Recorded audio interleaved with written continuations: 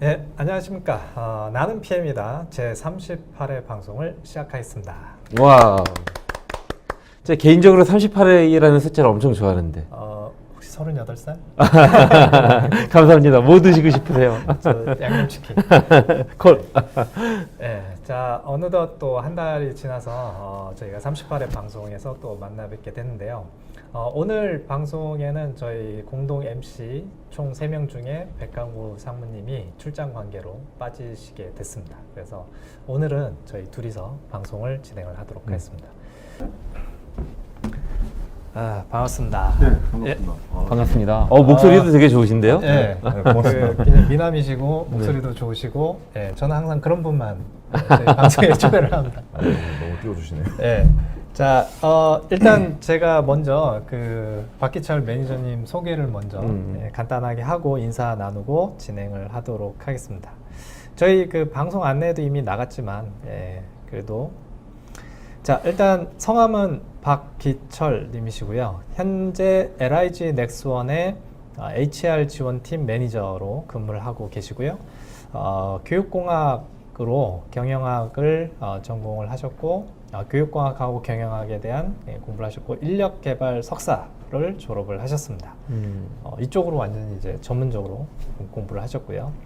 경력은 현재 그 LIG 넥스원에서는 역량 기반 교육 체계 수립하고 계시고요. 교육 과정을 개발하고 계시고, 강의도 하십니다. 사내 강사도 하고 계시는데, 기획력이라든지 셀프 리더십 이쪽에 교육을 하고 계시고, 예전에는 이제 루트 컨설팅이라는 이제 회사에서 HRD 컨설팅도 하셨고, 교육 과정 개발, 그다음에 기획력 등에 대한 기업체 교육도 하셨습니다. 이상입니다. 네. 자, 이건 이제 제가 간단하게 조사를 한 거고, 저희 시청자분들에게 직접 카메라 보시고 간단하게 네. 자기소개 좀 부탁드리겠습니다. 네. 반갑습니다. 방금 소개받은 LIG 넥스원의 박기철 매니저입니다. 지금은 이제 팀명이 바뀌어가지고 HR 지원팀이 아니고 이제 인재개발팀이라고 이제 이름이 바뀌었죠. 그리고 제가 지금 제 고향이 목소리 보시면 아시겠지만 제가 사투리? 경상북도 영천이라는 굉장히 시골 동네에서 컸습니다. 그래서 제주도에서 왔네요. 그러세요? 제 말의 억양이 좀 어색하실 수도 있는데 제가 최대한 표준어 괜찮습니다. 그냥 하겠습니다. 오늘은 사투리로 한번 가보는 게 어떨까요? 저는 제주도 말 쓰고. 밥 뭐 써? 말하는 거? 뭐 일단 진행할까요? 네네네. 하시면 됩니까? 그냥? 아니요. 오늘의 주제는 예. 네네. 오늘 그 발표하실 주제부터 일단 간단하게 한번 네. 소개를 해주시겠어요? 오늘 이제 뭘 할까 이렇게 하다가 저한테 이제 섭외 요청이 왔을 때 어떤가 이렇게 고민을 했었는데 할 때 제가 이제 제일 많이 하고 있는 강의 중에 하나가 이제 기획력, 그러니까 보고서 작성법, 비즈니스 라이팅 이쪽을 지금 하고 있는데 하다가 PM, 저는 사실 PM에 대해서 잘 몰라요. 저는 PM이라는 거는 이름만 들어봤고 했는데 제가 PM에 대해서 잘 모르지만은 한동훈 대표님 만나서 얘기도 나누고 이렇게 하면서 PM 분들이 굉장히 페이퍼워크를 많이 하더라고요. 네, 맞습니다. 그래서 이 페이퍼워크에 대해서 그냥 조금 이제 PM 분들이 이런 걸 좀 알고 계시면은 조금 더 굉장히 큰 건 아니지만은 이 정도 알고 계시면은 기존보다는 조금 더 깔끔한 페이퍼를 쓸 수 있지 않을까라는 걸 제 딴에는 좀 정리해서 왔던 겁니다. 그래서 페이퍼 쓰는 게 진짜 워크냐, 진짜 일이라고 업무라고 볼 수 있느냐, 이렇게 제가 페이퍼 워크 이렇게 주제를 정했었던 겁니다. 네. 그래서 저도 이제 박기철 매니저님 여러 번 만나면서 얘기를 하다 보니까 강의도 하시고, 그 주제가 이제 기획서라든지 제안서 작성하는 쪽에도 굉장히 많이 하시고, 카톡에 사진이 강의하는 사진이에요. 잘 됐다. 모셔야겠다. 하나 걸린 사진이. 네, 바로 제 레이더에 걸려가지고, 다행히 이제 흔쾌히 수락을 하셔가지고, 바쁜 시간 중에. 주제도 와주셔서, 좋네요. 굉장히 PM이 좋아요. 의사소통도 많이 하지만 이 포멀 다큐멘테이션도 엄청 중요하잖아요. 저희 그걸 방송 어떻게 중에 이런 주제로 한 건 아마 처음인 거예요. 그러니까요. 네. 기대되는데요. 제가 이걸 그전에 몇 편 이렇게 유튜브에서 봤는데 굉장히 PM 쪽 전문가분들이 많이 오셔서 이렇게 전문적인 얘기를 하셨는데 오늘은 약간 한 타임 쉬어 가신다 이렇게 저희는 뭐 지난번에 비즈니스 매너도 한번 한 적이 있고 뭐 그렇습니까? 다양한 주제로. 네네네. 자, 그러면 저희가 준비한 이제 그 게스트분 박희철 매니저님이 준비하신 슬라이드로 좀 내용을 먼저 보고 그 다음에 그 관련된 내용 필요한 거 있으면 질의응답을 좀 하도록 하겠습니다. 알겠습니다. 예, 자 부탁드리겠습니다. 네, 일단 뭐 그 제가 PM 분들이 페이퍼워크를 할 때 좀 도움될 만한 거라고 해서 굉장히 거창하거나 굉장히 뭐 다양한 팁 같은 걸 드릴 건 아니고요. 그냥 우리가 페이퍼워크를 어떻게 볼 것인가에 대한 이야기를 좀 해보려고 합니다. 예, 일단은 여기인가요? 네. 예, 일단 이걸 쓰면 되죠. 예, 그거 써도 돼요. 예. 휠로 하시면. 예, 일단 클릭해도 돼요. 예, 예. 휠이. 예. 예. 일단 만나 뵙게 돼서 반갑습니다. 예, 박기철입니다. 본인은 어디 있나요? 네, 접니다. 진짜요? 접니다. 예, 딱 만 어, 10년 전이니다. 예, 못 찾았는데, 사원 저는. 2년 차 때. 예. 저는 그 놀랍지 오른쪽에 있는 않습니까? 분인 줄 그렇죠. 알았어요. 보통 여기 있던 저희 동호회 선배를 저라고 착각하시는 분들이 있는데, 예, 접니다. 이야. 저도 이럴 때가 있었습니다. 이야. 여러분들 이 대한민국의 많은 세상에. 직장인분들 모두가 다 이럴 때가 있었지 않습니까? 그죠? 언젠가는 다시 돌아가야 진짜 못 되겠다는 생각을 알아보겠네요. 가지고 이렇게 하고 있습니다. 앞에서 잠깐 제 소개를 드렸지만은 이거 간단하게 말씀드리면 저는 이제 루트 컨설팅이라는 컨설팅 펌 그 전에도 어떤 회사에 있긴 했었지만은 루트 컨설팅이라는 컨설팅 펌에서 한 2년 반 정도 한 3년 가까이 그 컨설턴트로 활동을 하고 그 다음에 2010년도에 지금 있는 방산업체 LIG 넥스원이라는 회사에 입사를 하게 됐습니다. 이쪽으로 옮겨가지고 계속 뭐 교육 체계도 만들고 뭐 이렇게 교육 과정도 만들고 교육 진행도 하고 이제 강의도 하고 뭐 이런 식으로 지내고 있습니다. 아까 한동환 대표님이 말씀하셨던 그 사진이 요 사진입니다. 네. 이게 카톡 사진입니다. 어쩌다 하나 걸린 사진. 제 후배가 찍어줬는데 제가 봐도 좀 잘 나왔어요. 약간 조명이 약간 어둡게 해가지고 이게 제가 지난 그 여름 휴가 때 앙코르와트 캄보디아 가서 찍었던 건데 여기 이제 현지인 복장입니다. 저는 이런 거 좋아합니다. 어디 가면은 현지인 복장을 입고 약간 그 가방도 약간 그 스님들 매는 바람 같은 그런 걸 사가지고 약간 구도자의 모습을 찍었는데 다 연출된 겁니다. 자, 편안하게 같이 이야기 나누면 좋을 것 같습니다.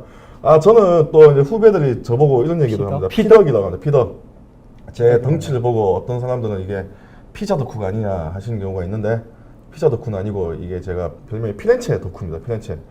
제가 해외여행을 원체 가난하게 살아가지고 예전에는 이렇게 많이 못 다녔는데 요 최근에 이제 결혼하고 좀 다니기 시작했습니다. 피렌체만 제가 2년 동안 한 3번을 갔다 왔는데. 그래요? 제가 피렌체 너무 좋아합니다. 하다 보니까 집에 가면은 그 책도 이렇게 20권 넘게 전부 다 이제 피렌체와 르네상스 관련된 책만 다 이렇게 진짜 덕후인데요? 예, 있습니다. 피렌체 덕후. 올 연말에도 아예 한 3주 정도, 2주, 3주 정도 피렌체 현지인 아파트를 빌려가지고 한번 살아보려고 생각을 하와이 덕후는 많이 봤어도 피렌체 덕후는 처음인데요? 전부 다 이제 한 1박 2일 정도 찍고 가는 데인데 저는 거기 그래. 갈 때마다 새롭고 공부하면 할수록 이제 새로운 게 있어요. 뭐가 이렇게 찍히셨어요? 처음에는 이런 거죠. 저기 보면 최초는 여기 가운데 보이는 이 천재들의 도시 피렌체는 요 책을 처음 읽었었어요. 읽고 그 SBS 다큐멘터리도 있습니다. 동명의 다큐멘터리가 있었는데 그걸 보고 제가 느꼈던 거는 저는 이제 교육쟁이니까 이 피렌체라는 도시가 굉장히 작은 도시예요. 그래서 이제 여행 블로그 같은 걸 보면은 피렌체는 뭐 한나절 정도 도보로 다 볼 수 있다라고 이렇게 얘기를 하더라고요. 근데 그렇게 작은 도시에서 약 한 80년의 세월 동안에 중세를 지나면서 그 13세기, 14세기 동안에 우리가 정말 많이 아는 천재들 뭐 다빈치나 미켈란젤로, 도나텔로, 그 다음에 그 마키아벨리 이런 사람들 있지 않습니까? 이런 사람들 전부 다 그 동시대에 그 작은 도시에 있어서 다 이렇게 나타났던 거예요. 저는 이제 그걸 보니까 너무 신기한 겁니다. 어떻게 하면은 무엇 때문에 저 시대에 저 작은 도시의 골목골목에 저 천재들이 그렇게 많이 나왔을까? 저렇게 창조적인 지식 공동체가 많이 생겼을까? 이런 게 약간 직업병 같은 거죠. 이게 하면서 저는 어떻게 하면은 내가 몸담고 있는 조직이나 더 크게는 이제 우리 지역에 우리 대한민국에 좀 옮겨질 수가 있을까 이런 고민을 하게 됐던 거죠.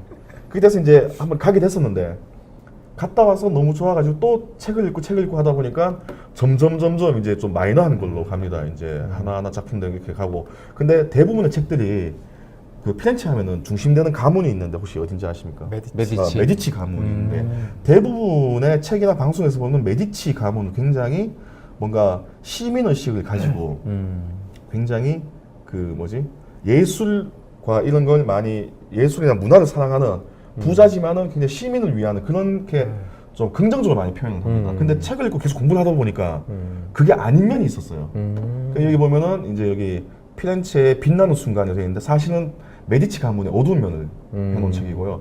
메디치 머니 이런 거는 이제 메디치 가문의 금융에 대해서 해놓은 건데 이런 거죠. 당시에는 굉장히 이거 본 주제하고 벗어났는데 그래서 당시에는 그 실제 교황청에서 네네네. 그 은행업을 죄악으로 하고 있었어요. 근데 메디치 가문은 은행으로 그렇게 크면서 계속 문화예술을 지원을 했단 말입니다. 그래서 이런 거예요. 처음에는 이 사람이 그냥 문화예술 좋아해서 이쪽을 지원했나 보다라고 생각했는데 계속 공부를 하다 보니까 이 사람이 문화예술 지원한 거는 뭔가 다른 이유가 있었다. 의도가 정치적 있다. 의도가 있었다. 실제로 보면은 어떤 책에서는 그 메디치 가문을 뒤에 숨어 있는 은둔의 독재자로 표현하기도 합니다. 이런 거 보는 거죠. 그러니까 이제 제가 이런 걸 많이 공부하면서 PM도 마찬가지인데 PM도 저는 PM을 잘 모르지만 PM이라는 분야도 처음에 한번 접했는데 꽂혔어요. 그래서 계속 공부하다 보면은 다양한 면을 좀 더 풍부하게 볼 수 있지 않습니까? 그런 것처럼 이제 피렌체에 대해서도 저는 이제 그렇게 좋네요. 저 지식을 P덕을 넓히려고. 같이 쓰시면 되겠는데요. PM덕. 피렌체덕. 예, 그렇죠. 이렇게 되고 있습니다. 사실 그래서 이거 같은 사건을 두고도 완전히 상반되게 해석하는 게 그러네요. 있어가지고 요걸 제가 사실 피렌체 관련해서 요것도 제가 컨텐츠 한번 만들어 볼까 지금 준비를 하고 있는 멋집니다. 중이긴 한데요. 네네. 그러니까 이런 거예요. 이제 지금 이제 본격적으로 이제 그 페이퍼웍에 대한 이야기 할 텐데 저희가 페이퍼웍에 대한 이야기를 굉장히 많이 듣습니다. 회사나 어디 다니면은 보고서학습법이나 기획력에 대한 강의를 굉장히 많이 듣는데 오늘 저하고 같이 이야기 나눌 거는 기존에 많이 했던 그런 이야기는 제가 안 할 겁니다. 뭐 그 차트를 어떻게 쓰고 어떻게 표현하는 게 좋고 이런 게 아니고 조금 다른 시각으로 페이퍼를 보는 그런 걸 한번 좀 가져와 봤습니다. 한번 도움이 되실지 모르겠지만은 뭐 도움이 된다면 가져가시고요. 도움이 안 된다면은 설마요. 하시면 될 것 같습니다. 느낌 팍팍 오는데요. 모든 교육은 취사 선택을 잘 해주셔야 돼요. 자, 오늘 나눌 이야기는 페이퍼는 과연 워크인가? 페이퍼워크 때문에 굉장히 고민을 많이 하시지 않습니까? 저희 회사에도 PM분들이 있는데 하는 게 연구 개발하기도 바쁜데 이 많은 문서를 언제 관리하느냐? 맞아요. 진짜 그러니까 이런 거예요. 페이퍼워크 때문에 진짜 중요한 일을 못한다. 이렇게 표현되는 게 굉장히 많습니다. 실제로 보면은 PM분들 보면은 10대 관리 요소가 전부 다 페이퍼로 다 나오잖아요. 네. 그 때문에 실제 연구개발 못한다 이런 얘기를 많이 들었었어요. 여기에 대한 이야기를 할 거고요. 그 다음에는 페이퍼 워크를 우리가 어떻게 대해야 되는지 보고 그 다음에 혹시라도 좀 이제 마지막에 너무 팁을 안 드리면 안 되니까 요거는 제가 웬만한 기획력 강의에서는 강조하지 않는 건데 저는 이게 굉장히 중요하다고 보는 게 있습니다. 거기에 대해서 몇 가지 좀 말씀을 드리는 걸로 이렇게 세 가지 꼭지에 대해서 한번 간단하게 이야기 나눠보겠습니다. 강의 잘하시네요. 고맙습니다. 궁금을 안 할래야 안 할 수가 없게끔 만들어버리네.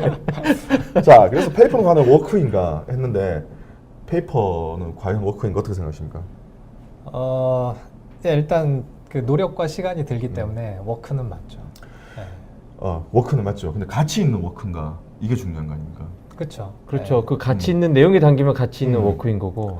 이게 페이퍼 작성하는 게 왜 중요하냐 그러면은 제가 예전에 이제 그 컨설팅 펌 했을 때 페이퍼웍에 뭐 어떤 하여튼 어떤 회사 컨설팅 하면서 페이퍼웍이 얼마나 하는지 이렇게 봤었어요. 그때는 처음에 페이퍼워크의 작성에 들어가는 시간이나 이런 것만 계속 체크를 하다 보니까 어떤 다른 패턴을 제가 발견한 게 있었는데 뭐냐면은 사무기술직 기준으로 했을 때 사무기술직들은요 본인들 했던 일의 결과물 중에 80% 이상이 페이퍼로 표현됩니다. 그래서 예를 들면은 내가 A라는 제품을 개발했어요. 신제품을 개발했어요. 이 개발했다라는 게 윗사람한테 보고할 때는 어떻게 가냐 그러면은 실제 물품이 가는 게 아니고 일단 먼저 페이퍼로 갑니다.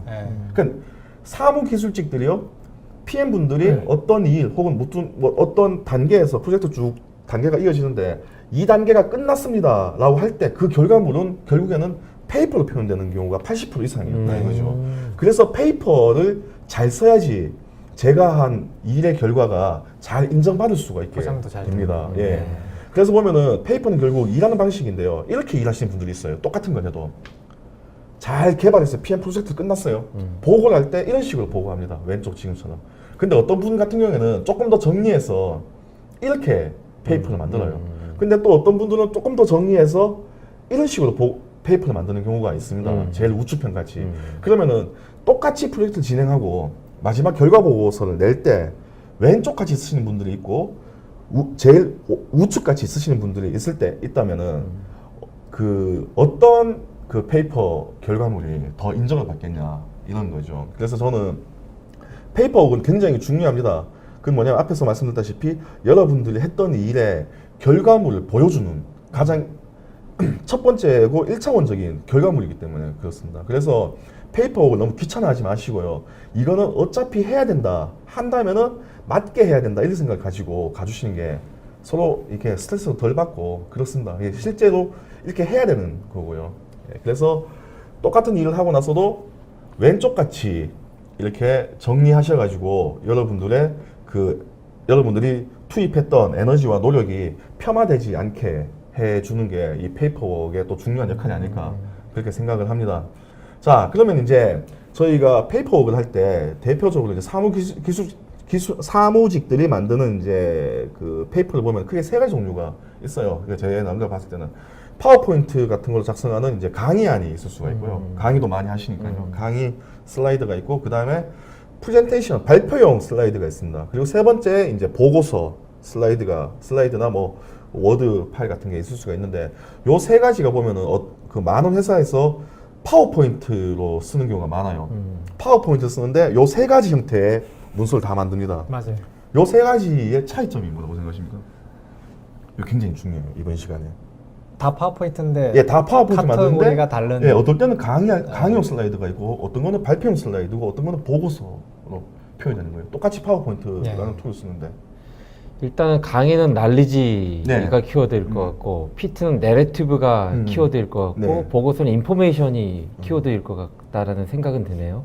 또 난리지하고 익스터널하고 인터널하고 좀 구분될 것 같고 난리지하고 인포메이션하고 차이가 어떻게 하죠? 날리지는 어떤 지식의 1.1, 1.1.1의 이제 지식 체계 순서로 보이고 인포메이션은 그 안에서의 이제 그게 이제 날리지 컨텍스트라면 인포메이션은 그 안에서 어떤 그 실행의 결과. 엘레먼트 어떤 그 의미 요약한 내용들이 이제 좀 예. 올라오는 네, 예. 맞습니다. 그래서 제가 이걸 강의할 때마다 이 장표를 항상 앞에서 하고 가는데 이게 그만 대표님 하셨던 말씀 틀린 말씀 아니에요. 다 맞는 말씀인데 이런 거예요. 딱 보면 대충 뭔지는 알겠는데 뭔가 딱 구분을 하기 어려운 그런 게 있습니다. 그래서 저는 이제 고민을 해봤는데 저는 이렇게 구분을 했습니다. 첫 번째는 이제 부연 설명이 필요하냐 필요 없느냐. 그 다음에 수신자의 목적이 무엇이냐 이렇게 표현을 해봤어요. 강의하고 발표용 슬라이드는 그 강사나 그 발표자의 부연 설명이 필요합니까 필요 없습니까? 필요하죠. 네, 필요하죠. 필요하죠. 네, 네. 그러니까 예를 들면 스티브 잡스가 그 키노트에서 발표했던 발표용 슬라이드를 가지고 그 슬라이드만 줘봤자 아무 의미가 없어요. 거기에 부연 설명이 들어가니까 저게 저 뜻이구나 임팩트가 오게 되는 거거든요. 그 보고서는 혼자 부연 필요 읽어서 있다고 아닙니다. 이해할 네, 수 그렇죠. 있게끔. 예. 수신자가 나의 부연 설명 없이 다 이해할 수 있게 쓰는 거예요. 자, 그럼 수신자의 목적은 아까 강의는 그 날리시라고 했는데 수신자라면 교육생이겠죠? 교육생의 목적은 학습을 하기 위한 거고요. PT와 보고서는 대부분 누구한테 합니까? 윗사람은. 네, 윗사람 혹은 고객한테 하는 거죠. 그래서 이 목적은 수신자의 목적은 의사결정. 평가하고 판단을 의사결정하기 위한 거예요. 그래서 우리가 보고서를 딱 정의 내릴 때 보면 보고서는 이렇게 되는 겁니다.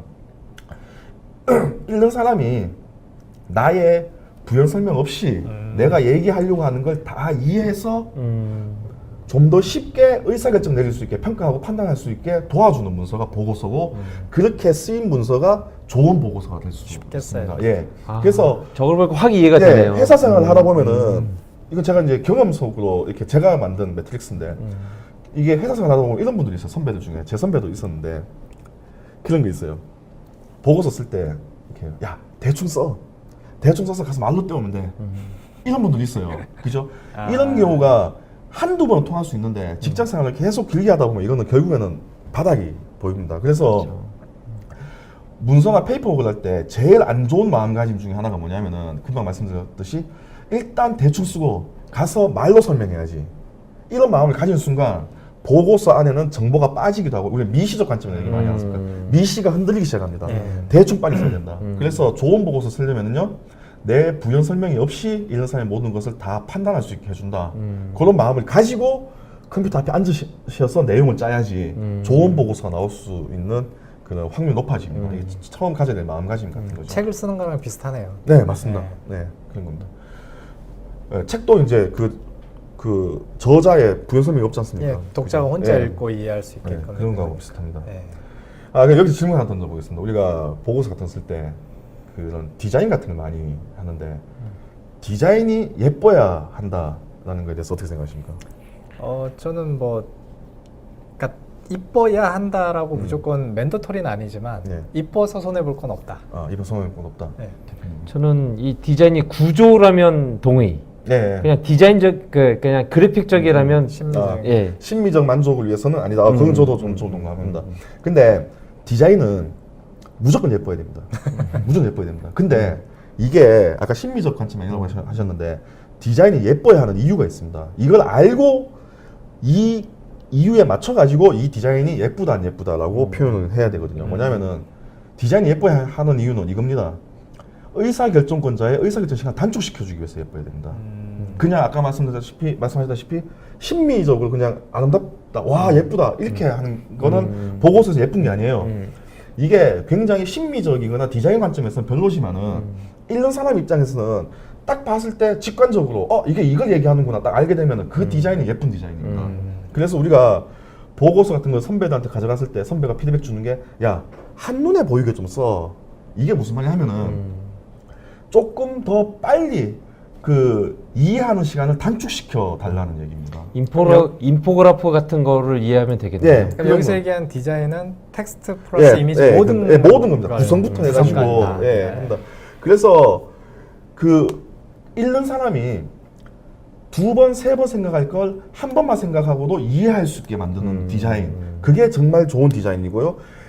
그래서 우리가 박싱도 하게 되고 박스라이팅도 하고 차트도 쓰고 우리가 글로 쓰는 것보다는 차트로 쓰는 게 왜 이해하는 게 더 편하다. 조금 더 다시 생각해보면요. 조금 더 짧은 시간에 3초 걸릴 걸 1.5초 만에 이해를 할 수 있기 때문에 저희가 박싱을 하게 되고 차트를 쓰게 되는 거거든요. 요 목적입니다. 그러니까 요 목적에서 벗어나는 디자인은 예쁘지 않다.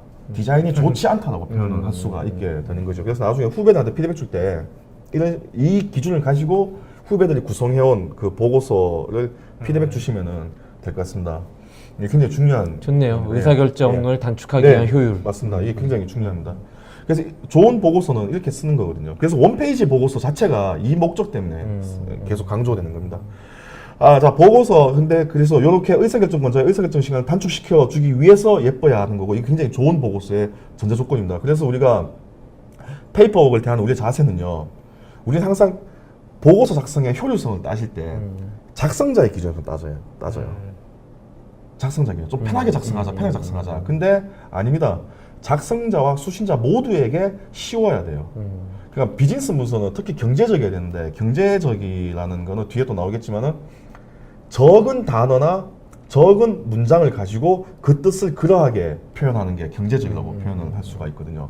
근데 이거는 우리 항상 다른 기획력 교육도 그렇고 많은 책에서 보면은 쉽게 작성하게 하는 데만 많이 중심을 둡니다. 실제 실무자 입장에서도 좀 쉽게 작성하게 좀 포맷을 바꿔주세요라고 하지, 수신자가 조금 더 쉽게 이해할 수 있게 내가 어떻게 써야 될까라고는 생각을 안 해요. 나만 편하면 된다는 생각을 하고 있습니다. 그러다 보니까 작성자는 편하게 썼는데 수신자는 굉장히 이해하기 불편하고 어려우신 경우가 많아요. 이거는 문서가 좋은 문서가 아닌 거죠.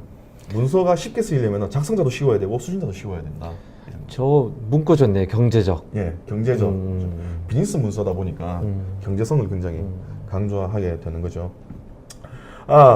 제가 그 지난 5월쯤에 저희 애틀란타에서 ATD라는 컨퍼런스를 했었습니다. 그게 이제 전 세계 HR 담당자들 다 모이는 이제 컨퍼런스인데, 애틀란타에서 했었거든요.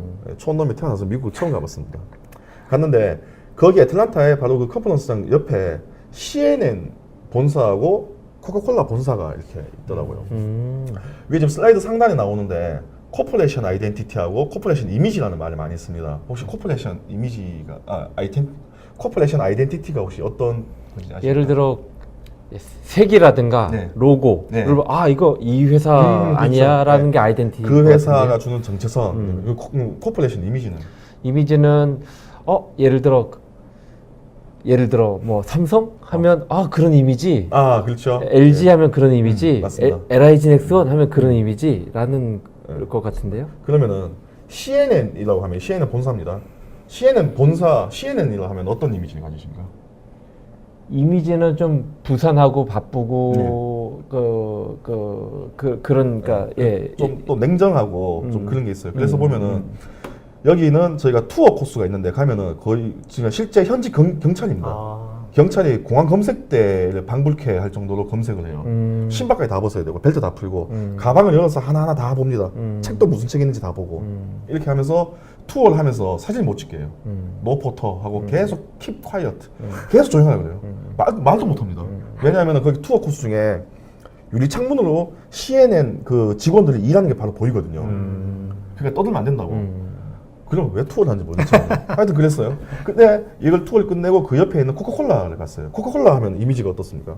뭐 발랄하고 상쾌하고 뭐 청량감 그렇죠. 있고 맞습니다. 즐겁고 엔조이 맨날 이러잖아요. 그렇죠. 엔조이 그렇죠. 네. 그래서 여기도 보면은 투어 하면은 여기는 막 떠듭니다. 막 소리치고 그 여기는 계속 그래요. 제발 테이크 포토 그 사진 좀 찍으라고. 왜 이렇게 가만히 서 있냐.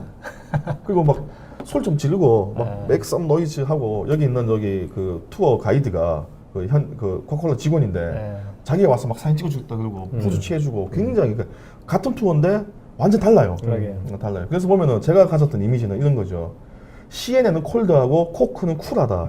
아니 나는 제 딴에게 라임을 맞춘 건데 아, 이게 지금 잘 안 통하고 있습니다. 다른 분들한테도 CCCC. 네, 했는데 이게 뭐냐면은 예, 실제 CNN은 코퍼레이션 아이덴티티가 냉정하고 논리입니다.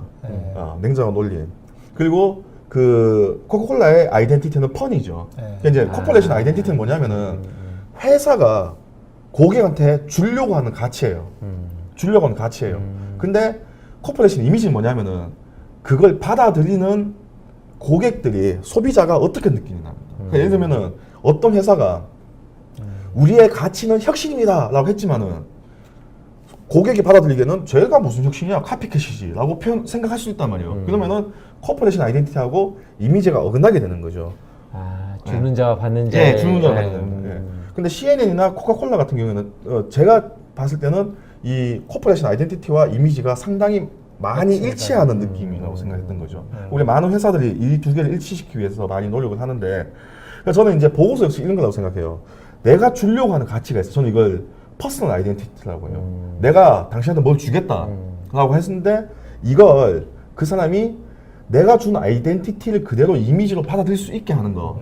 그러니까 이제 수신자와 발신자가 같은 걸 이해할 수 있게 만드는 거. 이게 좋은 보고서가 아닌가 생각을 합니다. 내가 주는 아이덴티티가 수신자에게 가서 그대로 이미지로 되는 거. 근데 잘못되면은 나는 이걸 얘기하려고 하는데 수신자는 딴 이미지를 받아들여버리는 거예요. 그래서 우리가 그 수신자의 뭐 요구도 잘 파악해야 된다 이렇게 나오는데 저는 보고서도 이 퍼스널 아이덴티티와 퍼스널 이미지를 잘 맞춰가는 과정이 아닌가 그렇게 생각을 합니다. 그래서 이제 페이퍼를 대하는 이제 우리의 자세는 이런 거예요. 누가 읽어도 그러하게 이해가 되어야 됩니다. 이건 뭐냐면은 굉장히 객관적이고 명료하게 표현을 해야 돼요. 그래서 저희가 예전에 그 보고서 작성법을 제가 트레이닝 받을 때는 그 컨설팅 펌에서 훈련 받을 때는 문장에 좀 더 높이겠음 이런 말도 쓰면 안 돼요. 좀 더라는 거는 모호하다 이래가지고 그 정도도 쓰면 안 된다라고까지 굉장히 건조하게 써야 된다. 왜냐하면 그래야지 수신자와 발신자가 똑같은 걸 이해하게 되니까. 오해가 없는 거죠. 예. 그래서 제가 프로젝트 같은 거 특히 교육 쪽이 이 굉장히 전문 분야긴 한데 HRD 쪽이 또 어떻게 보면은 누구나 쉽게 입을 댈 수 있는 분야예요.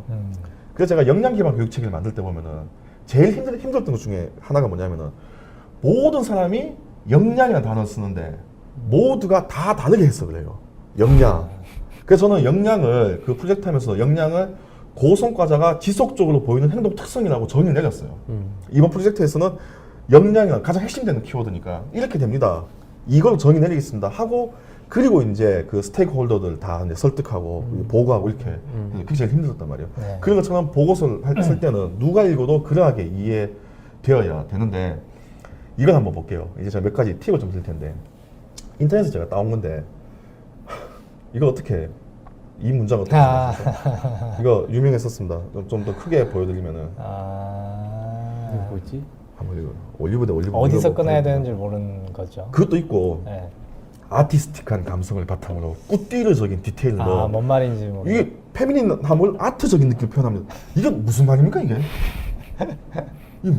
저는 이거 보고 한편은 또 굉장히 감탄을 했습니다. 한글의 우수성을 보여주는 거죠. 어떠한 언어도 다 표현할 수 있다. 한데 저희가 이게 비단 어떤 뭐 백화점의 이제 광고판이긴 한데 실제 우리가 그 특히 PM 분들이 쓰는 그 각종 그 템플릿 같은 거 제가 본 적이 있었는데 텍스트 쓰는 경우 굉장히 많이 있습니다.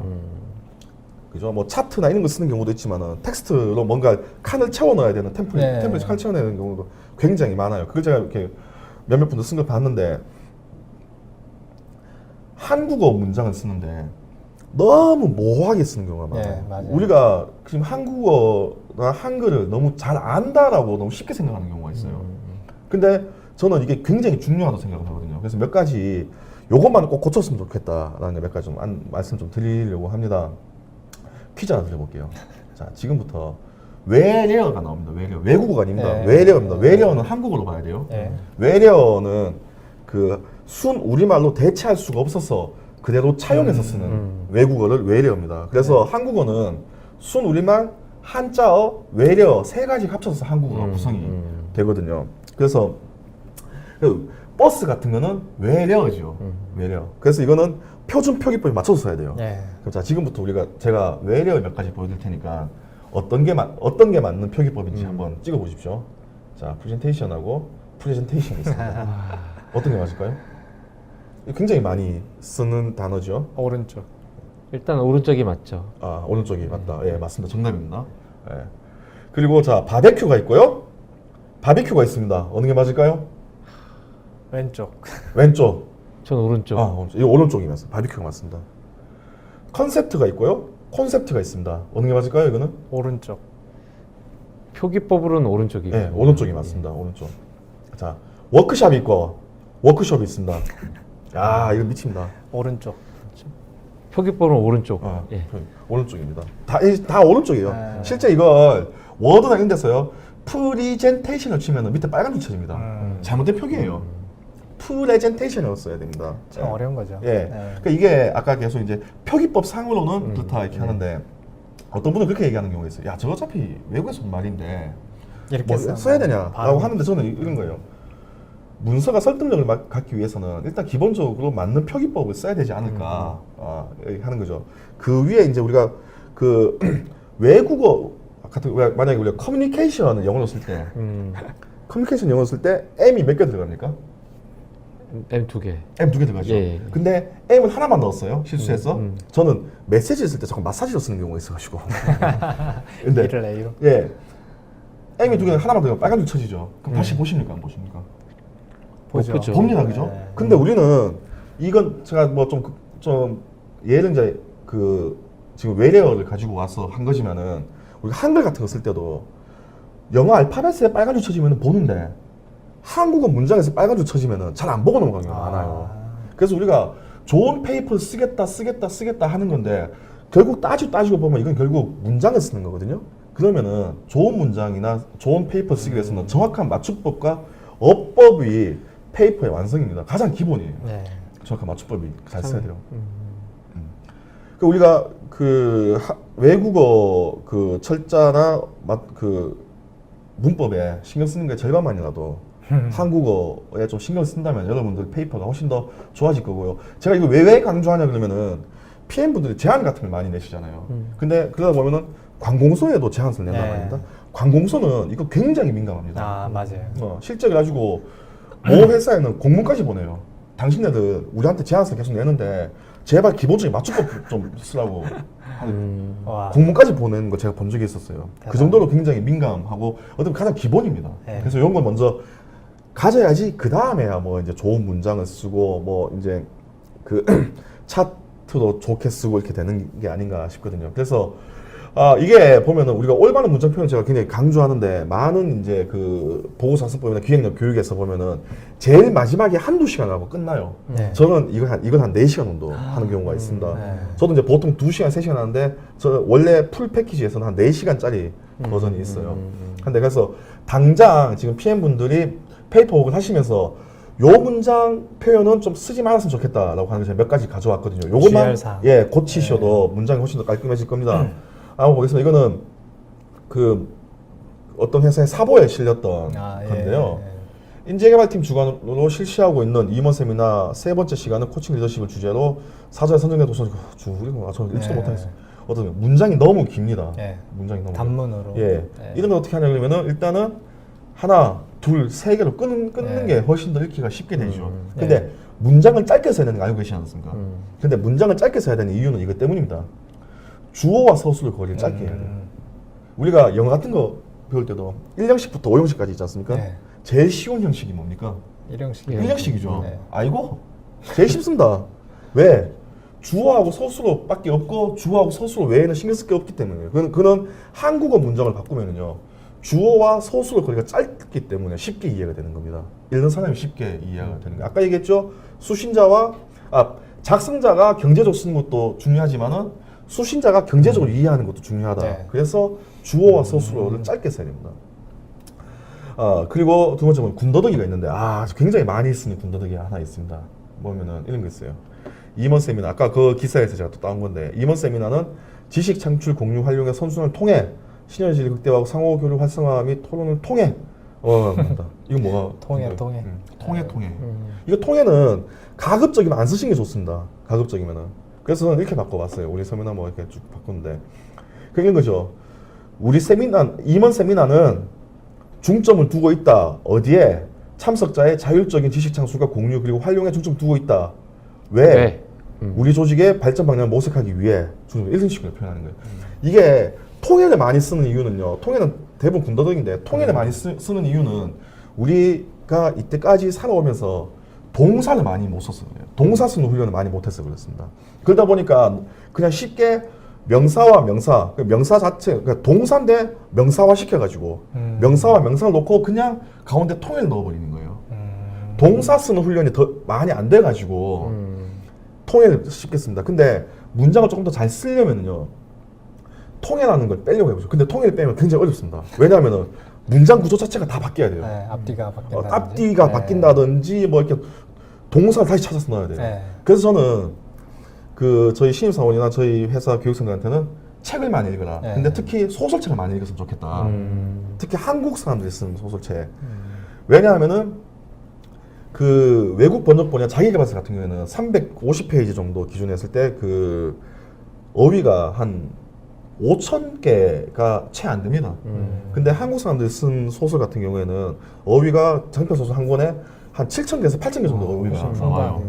그러니까 굉장히 많은 어휘를 접할 수가 있고 그 어휘가 언제 어떤 뉘앙스로 쓰이는지 알 수가 있게 되는 거예요.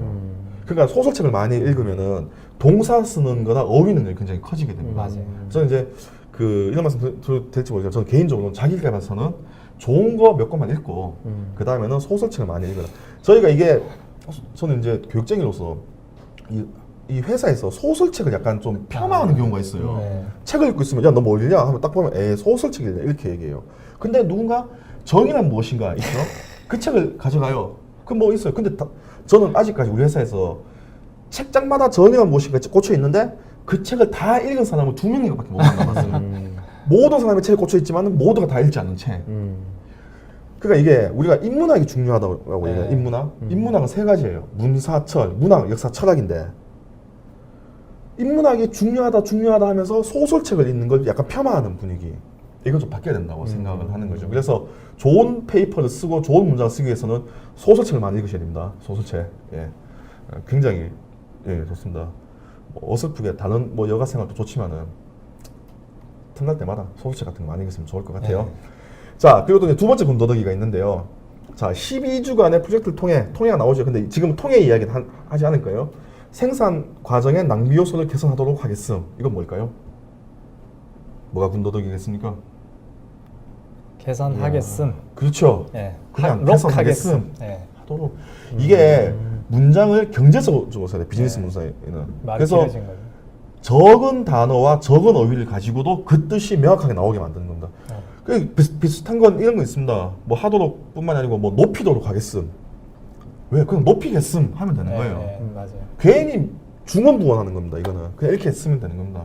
이건 간단한 거지만은 이런 것도 좀 하시면 좋을 것 같고요. 그 다음에 여긴 제가 안 넣었지만은 요거 제가 꼭 바꾸고 싶습니다. 어떤 게 있냐 그러면은 저희 회사뿐만 아니고 굉장히 많은 회사에서 이렇게 쓰던데 연간 실적이라고 씁니다. 연간 실적, 연도별 실적, 연간 계획, 연간 앞에 숫자가 붙으면은 2018년 계획하면 되는데 그죠? 근데 앞에 숫자가 안 붙어요. 그냥 연간 실적 할 때는 어떻게 됩니까? 년이 아니고 연을 써야 된단 말이에요. 그게 맞춤법상. 근데 대한민국은 많은 회사에서 굳이 끝까지 연간 계획을 써요. 저는 처음에 북한인 줄 알았습니다. 연이라고 써야 되는데 자꾸 연 이렇게 쓰길래. 노동 막. 예, 그런 거 저는 북한인 줄 알았어요. 이거는 이 방송을 보시는 분들은 다음부터는 꼭 요거 좀 하지 말았으면 좋겠어요. 앞에 숫자가 붙으면은요, 연이 맞는데 숫자가 안 붙으면은 연간 계획이 맞습니다. 연간 실적이 연간 실적이 맞습니다. 연간 실적이 아니고 요거는 작은 거지만 꼭 좀 고쳤으면 좋겠어요. 예. 자, 그다음에 가장 심각한 게 있어요. 시간이 좀 거의 다 됐네요. 네. 조금까지 진행하겠습니다. 가장 심각한 거는 문법적인 건데, 자, 원자력 발전의 경제성이 다루어진다. 이건 뭐가 잘못됐을까요? 경제성을 다룬다. 그렇죠. 뭐냐면은 수동태. 다루고 있다, 뭐 다룬다 이렇게 하면 돼요. 우리는 너무 수동태를 많이 씁니다. 능동태를 많이 써야 돼요. 네. 일단 대한민국 문법에는요 수동태가 없다고 생각하십시오. 하시는 게 편해요. 우리는 창문이 열렸다, 문이 열렸다라고 표현하지 열려졌다라고 표현 안 해요. 우리는 굉장히 능동적인 민족이에요. 그러니까 우리가 지금 초, 중, 고등학교 때 국어 시간 쫙 생각해 보면요, 수동태, 능동태라는 표현은 영어 시간에만 배웠어요. 국어 시간에는 수동태, 능동태 표현 자체, 문법 자체가 없었어요. 모든 문장은 좀 어렵습니다, 이거. 근데 모든 문장을 능동태로 쓰면은 굉장히 이해하기 쉬워요. 영어도 수동태보다는 능동태가 이해하기 쉽지 않습니까? 똑같이 한글도 수동태를 없애고 능동태로 쓰는 연습을 계속 하시면은요, 이거 좀 한 번에 안 돼요. 장기적으로 계속 이제 좀 하시면은요, 문장이 굉장히 깔끔해지고 보고 자체가 굉장히 읽기 쉬워집니다. 근데 이렇게 논문이나 이렇게 보면은 너무 수동태를 많이 써요. 이렇게 좀 고급 지식일수록 수동태를 많이 쓰는 것 같긴 한데, 하여튼 꼭 능동태로 쓰는 연습을, 이건 굉장히 좀 어려운 거예요. 좀 고급일 수도 있는데 계속 하시면은 어느 순간 누군가 할 겁니다. 당신이 쓴 문장은 굉장히 읽기 쉽다라는 평가를 받게 될 겁니다. 능동태를 많이 쓰면은. 자, 이제 마지막입니다. 마지막 제가 꼭 말씀드린 건 아까 앞에서도 한번 강조드렸던 건데, 제가 지금 페이퍼웍에 대한 이야기를 하면서 크게 두 가지를 얘기했었어요. 앞에서는 우리가 페이퍼웍을 어떻게 봐야 될 것인가, 그리고 보고서의 정의는 무엇인가, 이런 마음가짐 같은 거에 대한 이야기를 했었고요. 그 다음에는 보고 작성을 하는데 그 차트 작성이나 이런 거는 딴 데서 많이 배우니까 우리가 꼭 좀 한국어를 쓰면서 고쳐야 될 거, 이런 거 두 가지를 이렇게 했었던 거죠. 그래서 제가 마지막 했던 거는 그 중간에서 제가 한번 강조했던 걸 한 번 더 마지막으로 좀 강조하고 끝내려고 합니다. 저는 이제 소설책을 좋아하니까 저 태백산맥을 좋아했습니다. 20년 전에 읽었습니다. 고1 때 다 사서 읽었는데 20년 만에 다시 읽었어요. 올해 초에. 읽고 제가 이제 얼마 전에 그 태백산맥의 배경이 되는 벌교를 한번 갔었어요. 벌교 혼자 1박 2일로 태백산맥 투어를 했었습니다. 거기서 가면은 그 태백산맥 문학관이라고 이렇게 있습니다. 여기 가면은 조정래 선생님이 이렇게 그 태백산맥 쓸 때 이렇게 뭐 구상하고 했던 노트 같은 것도 연구자료 있고요. 제가 놀랬던 건 이거예요. 이 조정래 선생님이 항상 글 쓸 때마다 옆에 뭔가 놔두는 게 있었답니다. 그게 전시돼 있는데 그게 이거였습니다. 이게 국어 대사인데 이게 보통 국어 사전이 아니고 제 한 뼘 정도 됩니다. 손가락으로 한 뼘 정도. 엄청나게 큽니다. 근데 이렇게 국문학과를 전공했고 글 쓰는 게 직업인 사람도 항상 글 쓸 때마다 국어사를 옆에 놓고 글 쓰는 거예요. 그래서 내가 쓰는 표현이 맞는지, 내가 의도하는 게 한 대로 독자가 이해할 수 있게 표현이 되어 있는지, 그 뉘앙스가 맞는지를 계속 고민을 한단 말입니다. 그래서 저는 여러분들이 직장생활 하시면서 뭐 여러 가지 이제 그 생업에 계시면서 이렇게까지는 못하지만은 요즘 뭐 인터넷 맞춤법. 영어 철자와 문법에 들리는 정성의 절반만이라도요, 정확한 맞춤법과 어법에 좀 신경 써주셨으면 좋겠고, 그 워드 같은 거에다가 이제 그 텍스트 작성을 하실 때 밑에 빨간 줄 쳐지면은 한 번쯤만 더 봐주시면은요. 그래서 그것만 고치시더라도요. 굉장히 그 보고서의 퀄리티가 깨끗해지고 좋아지지 않을까 이렇게 네. 생각을 합니다. 예. 제가 좀 준비했던 거는 엄청 여기 감동적인데요. 까지가- 저거는 조준혜 예, 선생님께서 저렇게 예. 우리로 따지면 완전 PM 고수가 옆에 PM복 두고 있는 거잖아요. 네, 그렇죠. 계속 이제 네. 예, 공부하고 하는 거죠. 좋은 아, 그 네. 발표 감사합니다. 오늘 굉장히 딱 몰입감 와닿네요. 있게, 몰입감이 있네. 굉장히 재밌게 잘 들었습니다. 저희가 시간이 별로 없어서 저희가 궁금한 사항들이 좀 있었는데 그건 뒤풀이 가서 질문하도록 예, 하고 방송은 이제 시간이 딱 정해져 있기 네. 때문에 오늘 방송 여기서 마무리하도록 하고요. 마지막으로 그 바쁜 시간에 이런 거 준비해서 저희 방송을 위해서 나와주셔서 너무 진심으로 감사드립니다. 네, 네. 고맙습니다. 오늘 자. 임팩트 있는 내용 전달 감사드립니다. 네. 예. 저도 재밌었습니다. 예. 많이 배웠습니다. 고맙습니다. 네, 감사합니다. 자, 그러면 저희 38회 나는 PM이나 방송 여기서 마무리 짓겠습니다. 감사합니다. 감사합니다. 고맙습니다.